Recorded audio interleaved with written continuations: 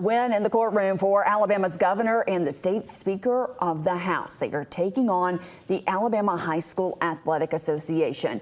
The two are asking a court to overturn an AHSAA ruling that requires student athletes who transfer to sit out for one season. WSFA 12 News anchor Mark Bullock has more on this from our newsroom. Mark, both sides just got out of court. What happened?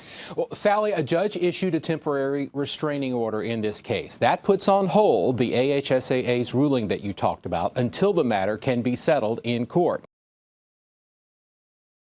Dale Jackson here for Yellow Hammer Now, and let's celebrate the fact that we have some sanity inside state government. Now, you've heard this story and you saw the video that played at the beginning of this where it lays out that a court has stepped in and told the Alabama High School Athletic Association to cut the crap when it comes to targeting children who want to use both a school choice bill and play sports.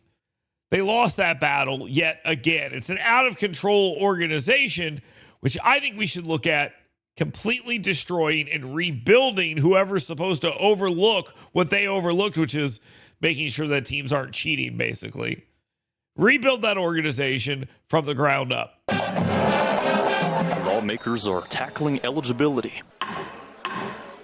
Off the field, leaders are making plans to regulate the AHSAA. The association states the CHOOSE Act is a form of financial aid. As such, students receiving any tuition assistance can't play for a year.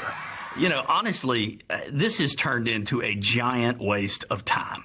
But Senator Chris Elliott says the association is playing politics. Here's the Alabama High School Athletic Association trying to mansplain to some legislators what they meant when they passed the law. Representative Susan Dubose says that intent was to give students a chance to excel and attend a school that works for them. Honestly, it's a slap in the face to taxpayers, to parents, to students. DuBose says that's about 24,000 students who have utilized the CHOOSE Act. She says her colleagues are considering all possibilities about how to enforce the AHSAA. So we clearly stated in the law that a student's eligibility to participate in school sports shall not be impacted by a transfer via the CHOOSE Act. You could not get any clearer than that. I guarantee you that members of both the House and the Senate will not appreciate student athletes being deprived of these incredible life-changing opportunities. Rush Probst, head football coach at Coosa Christian Academy, says he hates to see students lose eligibility, but he hopes the association and state leaders can find common ground. If the state legislature believes this CHOOSE Act gets people on the field,